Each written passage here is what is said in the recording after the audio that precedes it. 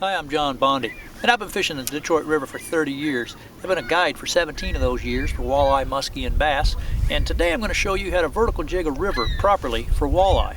The Detroit River joins Lake St. Clair to Lake Erie and is home to one of the biggest walleye runs in the country. But there's a specific way of catching these fish that is sometimes hard for people to grasp. So today I'm going to show you how to do it. We're going to go over equipment, we're going to go over how to approach the fish, and we're going to go over hopefully catching some of them big suckers just before they spawn.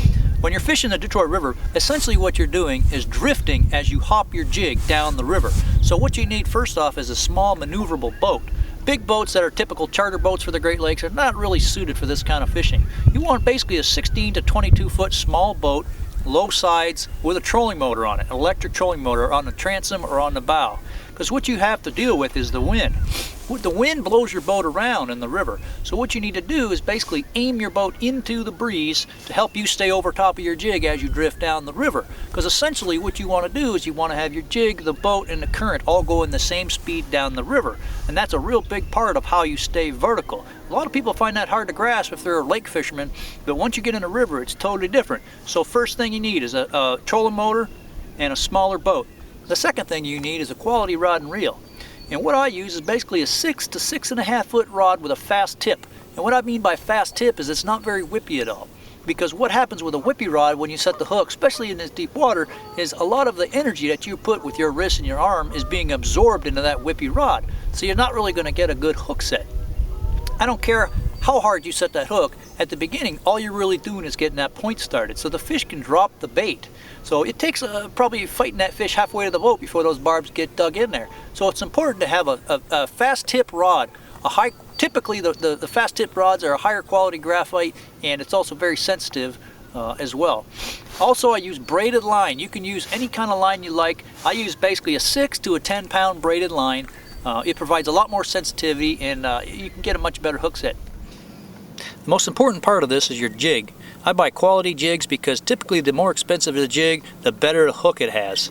And what I have here is a straight-tailed trailer. I don't use curly-tailed trailers at all. And what I've done is I've taken a needle and I've threaded some line through here, so my stinger is on the back here, but it's actually embedded into the worm. That way I don't have line to tangle up on the hook and pick up trash and that kind of thing. And what I'll typically do is in the first couple of weeks of the year, like right now when the water's in the high 30s to about the mid 40s, I'll tip this rig with an emerald shiner. And the small emerald shiners are typically what you would find at the local bait shops around here.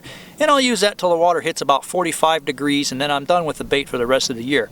But one thing I like to do is I'll take this jig and I'll put a small emerald shiner on there, and then I'll find an old trash piece of worm from the bottom of the boat, and I'll take a small little piece of bait or piece of worm and I'll stick it on that hook after, and that holds that minnow on there, so you don't have to wonder if your minnow is falling off when you're jigging. So we're out here the first week of the year. There's still some ice in the marina. There's not going to be a lot of fish up here yet, but the ones we are going to get are going to be full of eggs and milk, so we'll most likely release everything we catch. The spots that I'm going to try and catch these fish on are varied. They could be shallow, they could be deep, but what you're really looking for is essentially an area where all the environmental conditions are right for that day. The sun is getting down to the bottom, it's warming the bottom where they're at, the bait are there, everything is lining up for those fish to be drawn into that spot. They may not be there the next day, but for that day they're there, and there's probably going to be more than one if you catch one. So what we're going to be fishing a lot of times today is drop-offs. I really believe that these fish use these drop-offs like a highway. They swim along these break lines as they're migrating to and from their spawning area. So what we're going to do is try to concentrate on those drop-offs. We'll pull up on a drop and we'll fish in like 30 feet at the base of the drop. And if we don't get bit, we'll make another drift in like 20 feet. If we don't get bit, we'll make another drift in like 13 feet. But at some point, you're going to find them fish, and what you want to do, as soon as you get bit, you look at your depth finder and see what depth that fish came in, because you want to really key in on that depth, especially early in the year.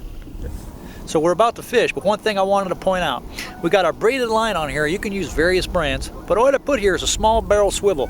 Just keeps the line twist down, and it helps if you break off your jig, you don't lose 100 yards of line.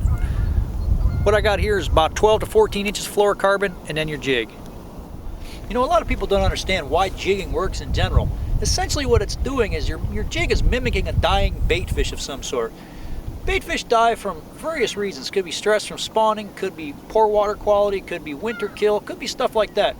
But all dying bait fish swim abnormally. They always swim up and then they fall back like this.